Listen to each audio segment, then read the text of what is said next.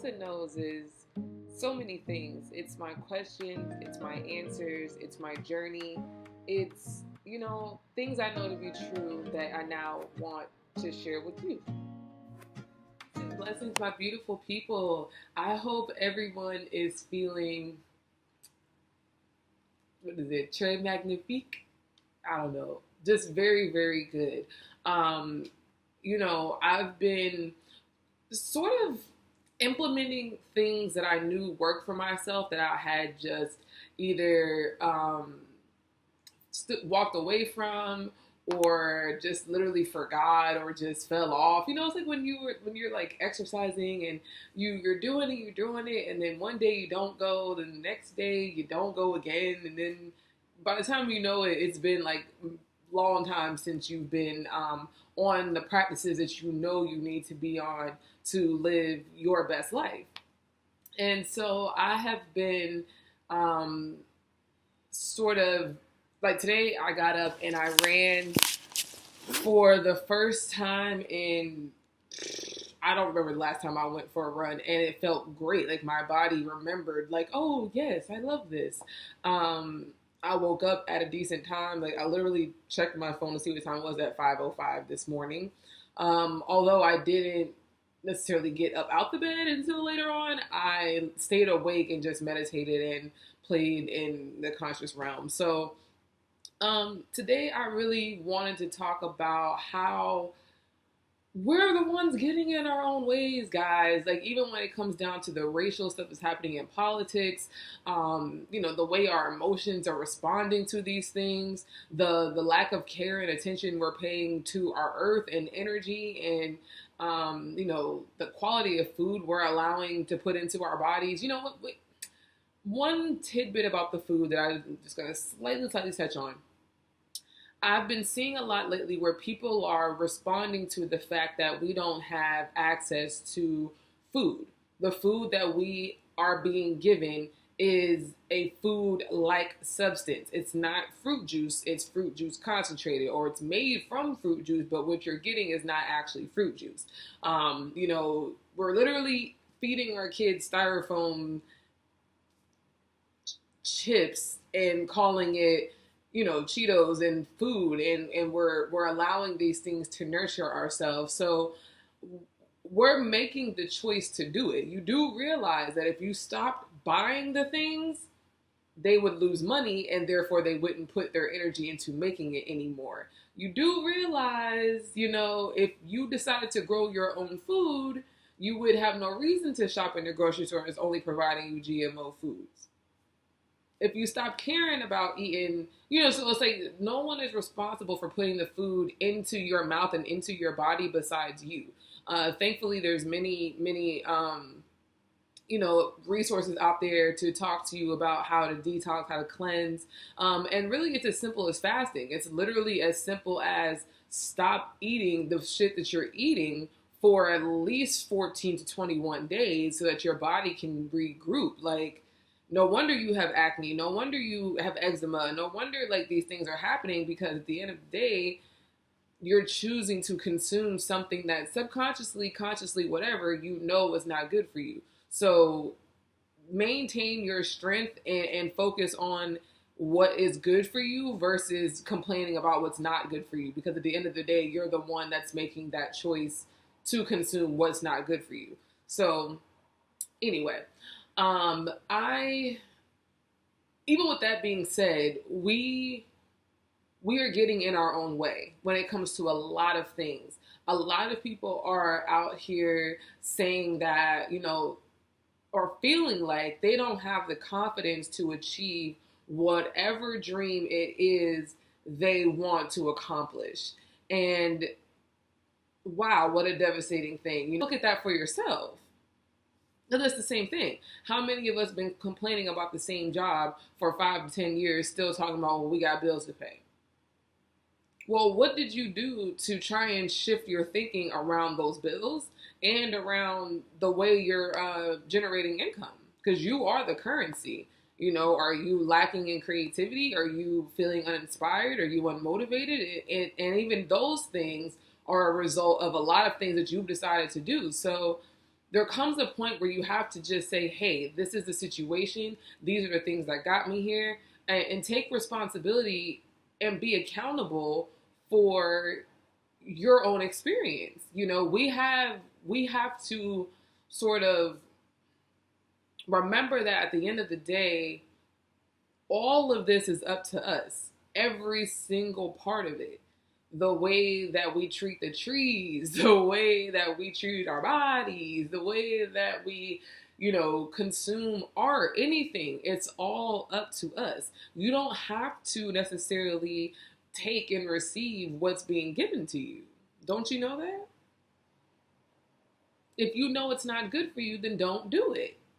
If it doesn't feel right for you, if you're not sure if it's good or bad, but then you begin to feel with your intuition that's sort of bubbling in you, the second mind in your head that's saying don't do something, listen to it for a change and see what happens. It's simple, it's much more simple than we allow it to be.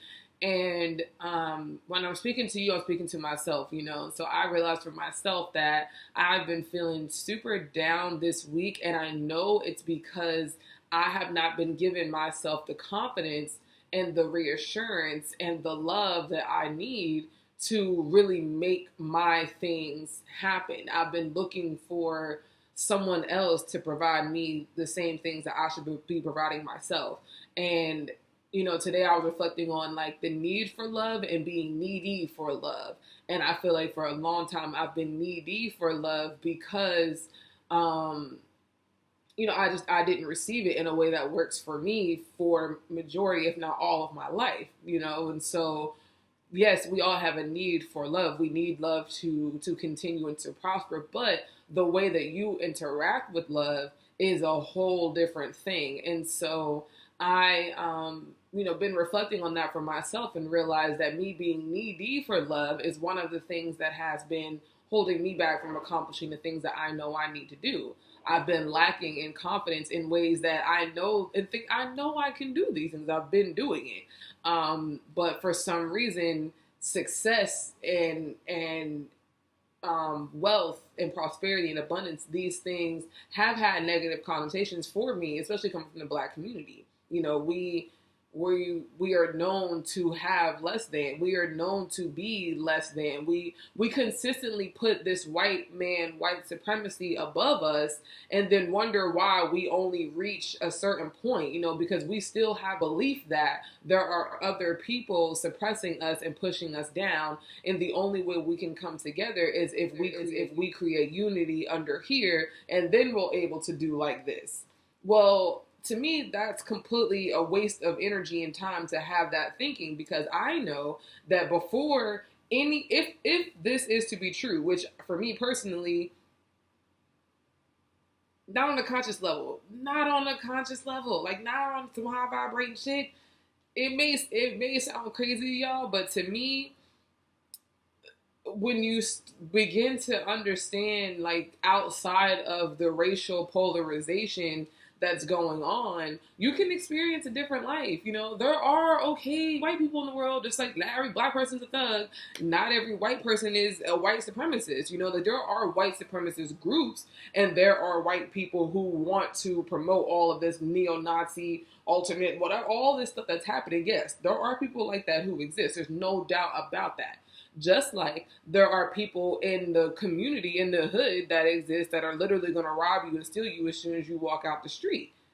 It's just a fact. But at the same time, just like there are Black people who are existing on a whole different plane as far as, the nigga mentality and all that stuff, there are other white people who even look at those white people like they are crazy, But I think that we have stuck to this very wide, generalized thinking about a lot of things, and it's limiting us. It's limiting us in our abilities. It's limiting us in the process of unity that we talk about we want. So if we really want to make a greater impact, we have to unify, and we can't be mad if not everyone on one level is unifying. Maybe everybody on the next level is unifying. Or the next one, but you have to level up. You're the one that won't know that until you move through these levels. And so to do that, you have to change your thinking. You have to be willing to be flexible in your understanding of the human experience. And thankfully, I have gotten to that point, and I'm very, very comfortable in just being who I am and allowing that to be what guides my experience and what guides my beliefs and what guides my understanding of what I can and cannot accomplish, you know? And so, I just want everyone to remain encouraged and to limit the distractions, like get off of social media. Like, one of the things that I really, really wish people would do is just take moments of silence.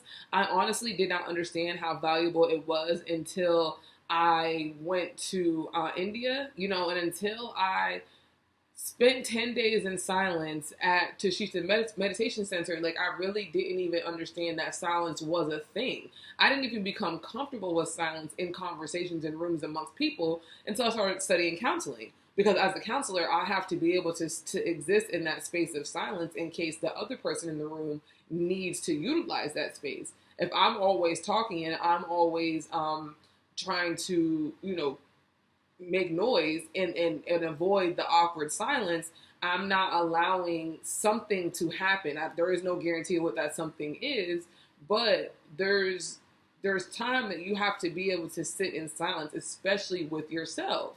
If you're always reading, if you're always on social media, if you're always watching TV, if you're always having other people around, having other people in your bed, if you always like trying to meet up with your friends and every weekend you going to the club and if you're always just on this high stimulant sort of vibration, how do you ever get in touch with yourself? How do you ever learn from yourself?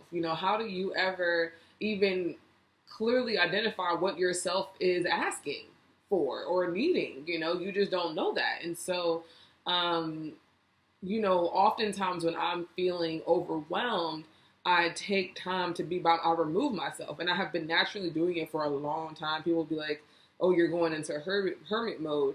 And it is like that. It's like I'm going into the home that I created for myself, even if it's just, a one room situation. I don't care. I can have a whole apartment or I can have one room. Or when I was in India, I had one bunk bed in a room full of like 10 or 11 people, so it doesn't matter the number, it doesn't matter the space, you can go into silence at any moment, at any time. And it's a form of meditation to listen to yourself and to see what areas are causing you pain, what areas are you feeling fear, anxiety, what areas are you feeling like I wish, like a longing or loneliness or whatever emotions you may be having. How can you clearly identify what they are if you never sit with them? If you're always running away from your feelings and emotions, how do you know which ones that you have? And you're a human being, so like you're supposed to feel those emotions. You're supposed to, experience all of these wide range things, because they all have a use and they're all something that you're capable of being with, as a human being. Like that's just what it is. So silence is necessary. Silence is so necessary. And I think that if we do that in the moments that we feel the weakest and allow sort of like a recovery session, like we're almost putting ourselves into emotional rehab. Like if we allow ourselves to do that, who knows what will happen on the other side of healing. And that's what this whole thing about is, in my opinion. Creating the best environment so that we can heal ourselves in whatever way that may mean. And so, yeah, I think that it's a great time for all of us to be able to do that. I think it's much more realistic than we think. And I also think that through technology, we're able to continue to inspire each other as best as we can, while we still have access to it. So with that being said, if you are someone who is interested in life coaching with me personally, I am a certified life coach. I have about 9 to 10 years experience in youth development. And I have quite enough number of grad level courses in counseling and clinical mental health. So this is what my life work has been. This is what my background is. And it's because I put myself through it, you know. So I am no expert per se, but I do know that I have been able to reach a certain level in my life because of the strategies I'm talking to you about. And if you're someone who would really like to learn more about that, and it's something that you are interested in doing, my specialty, like who I really enjoy working with the most, like who I feel like my niche group is the young people. So if you have a young person that is in your life that you are not able to reach to, if you're having a really hard time breaking through, just to listen and just to have an understanding of what they're talking about. For some reason, like I've been gifted with the ability to really just hit home and connect with our youth. So they're the ones who I would like to be spending time either on the phone or via Skype with.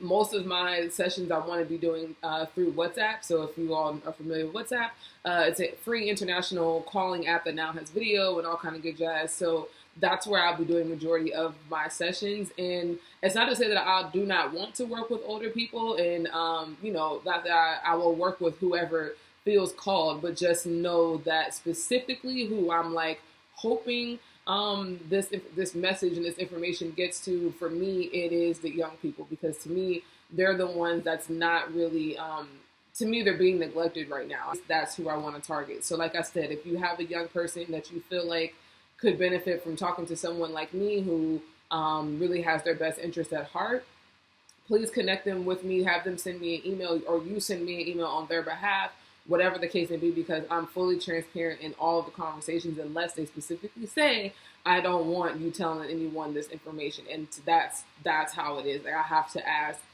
because that's how I maintain trust with my adults as well as my young people. So I'm super excited about what life is bringing us. And yeah, so if you really want to get in contact with me, please, you can even, like, you can literally just hit me up, like 347-998-8903 or mufasabasset@gmail.com.